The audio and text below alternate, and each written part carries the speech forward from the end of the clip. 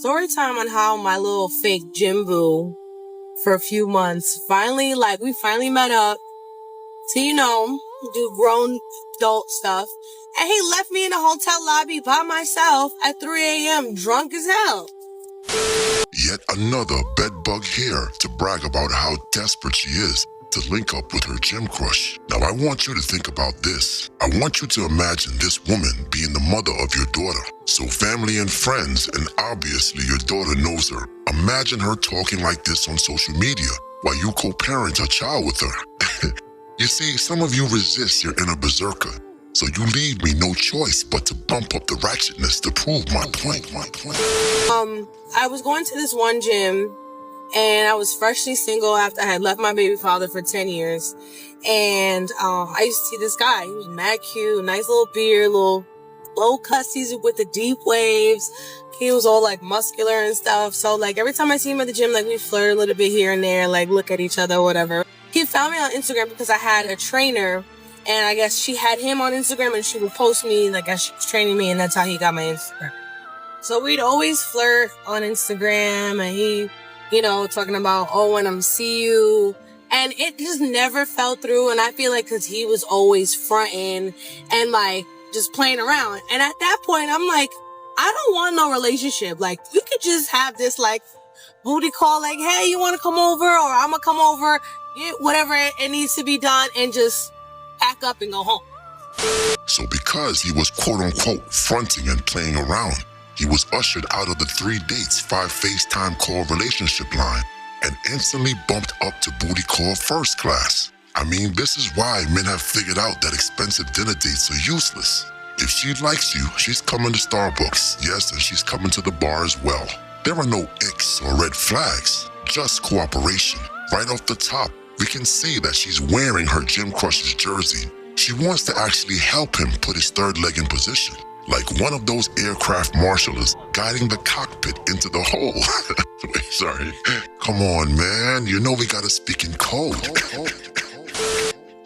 But he was just playing, and I was just so tired of him playing. Like, this was going on for months.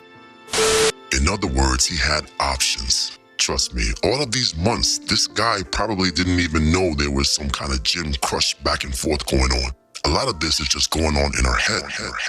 So one day, one of my clients, so I used to do lashes, I still do lashes, whatever. So one of my clients, I was telling her about him. She's like, oh, I know him, so-and-so, he'd be going to this bar on Fridays. So I was like, we out to this bar, right? Whoa. We're not gonna just gloss over that. What did you just witness? Yes, ladies and gentlemen, she just became a stalker. Is this not desperation? She siphoned information from fellow gym members to ascertain a location and time on a person's whereabouts. I mean, she's one step away from the Asian lady with the geo-trackers in the last video. Listen, you can't deny the facts your grace puts forth in front of you, because we know if we change agendas on this story, you would definitely be calling this guy a stalker. So we go to the bar, and we're a few drinks in, and then she taps me, and she goes, look at what's his name? He's coming in. But he came in with somebody else. I was like, oh, okay, you got a bitch. Okay. Yes, more proof that the so-called sisterhood is a facade. These are the same women that love to hold this moral high ground over men. Yet they are lawless creatures of chaos. If the sisterhood really existed, she would have respected their union and moved on to another crush, right? Do you think that your $10,000 wedding ring will cure her of this way of thinking? She is, and she will always be for the streets.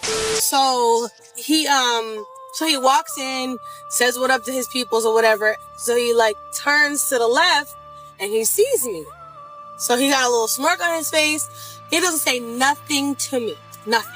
And at this time, even though me and my baby father was broken up, he was still coming over and sleeping over and whatever. So while I was out, he was watching my daughter. Reason 8025 not to date single mothers. Not only is their time closely managed, but there's always a good chance that she's probably sleeping with the baby father. Furthermore, this woman represents you. Just imagine if you were the baby father in this scenario. Here she is, posting videos about you watching the kids at home. while she's out stalking her gym crush. I mean, it's like your baby mother starting an OF account. Oh yes, my brothers, unleash the berserker.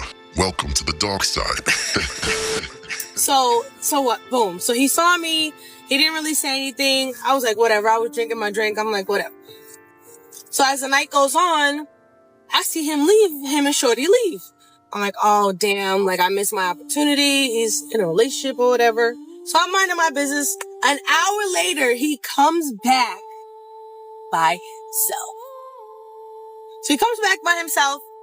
And then all of a sudden, he want to come to me and be like, oh, hey, what's up? I looked at him like, I know you saw me earlier, but you didn't want to say anything because you was with so-and-so. But you dropped her off and came back. So what's up? You hear that bass? It looks like she conveniently forgot that she is the stalker in the situation. So at this point, drinks is flowing. Everybody's drunk. I'm drunk. He's drunk. So like he's, all over me, hugging me. And I'm just like, this piece of shit ass thing went and dropped off. Whoever he was with, it came back. Whatever. So at this point, I'm just like, okay, what we doing? Cause it's like you feeling up on me. And then like at one point he grabs my face and starts kissing me like in front of all these people that saw him pull up with Shorty, whatever. So, everybody starts to leave the bar. So he like looks at me up and down like, what you want to do? And I'm just like, well, you know what I'm trying to do. So then he's like, oh, let's go back to your house. And I'm just like, no, because number one, my daughter lives there. And then number two, my baby father was there. So that was a no-go. You know what I love about this? If the baby father left her for this situation, they would call him a deadbeat dad, right? So for the next 18 years, he has to continue to be humiliated by his baby mother to stay in good standings with the bitter sisterhood. Yeah, okay. And he didn't say to go to his place because I'm sure whoever he was with, he dropped off at home. So as we're leaving, my friend is like, oh, you about to go with him? And I'm like, yeah, we good. And then she said to him like, oh, take care of her, make sure she's good, right? So as we're driving, he's like booking he's booking a little room. So he's booking the room. We pull up to the hotel too. It was a nice hotel. We pull up to the hotel and we're walking in and he's like, like doing what, nigga shit, grabbing up on me, all that shit. So we go to the hotel lobby. We're trying to check in and there's nobody at the front desk because it was like, at this point, it was like 2:30 in the morning. So we're waiting for somebody at the front desk and I said to him, I'm going to go to the bathroom and I'm going to come back because I had to pee so bad. So I go to the bathroom.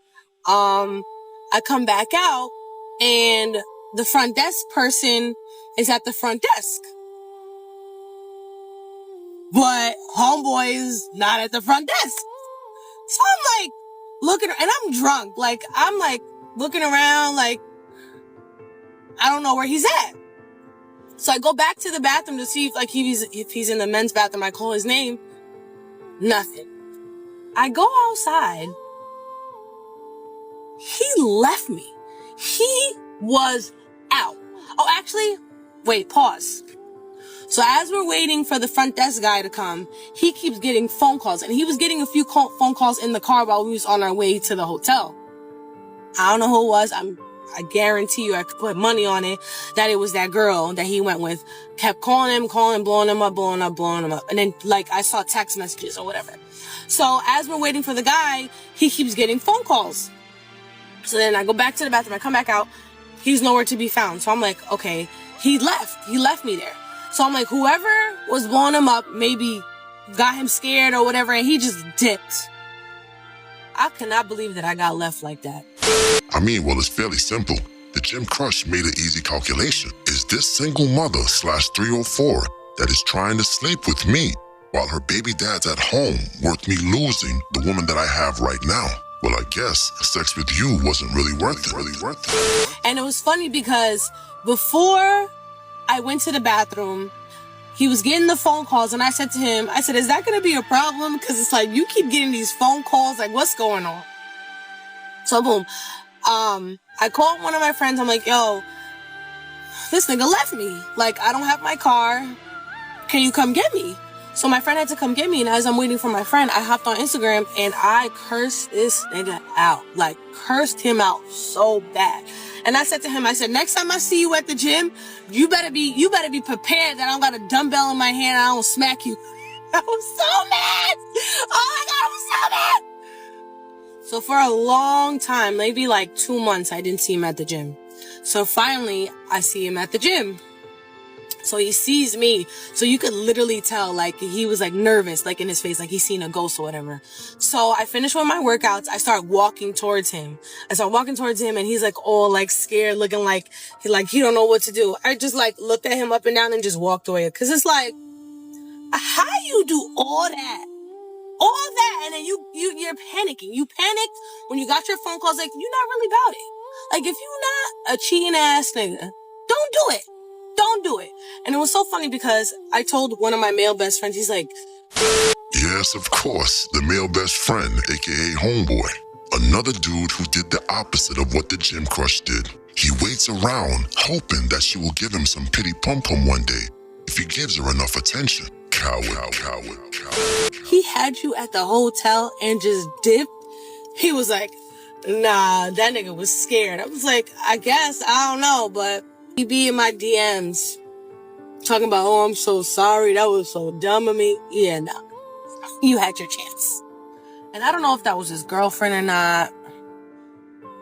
At the time, I didn't care.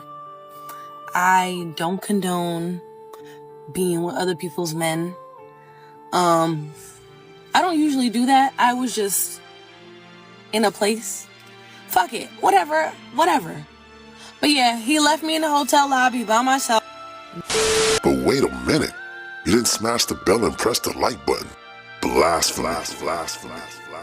And although you will never be worthy of a monarch such as myself, Lord Destro would suggest that you poor fools at least give oligarchy a try. So me, Lord Destro has spoken.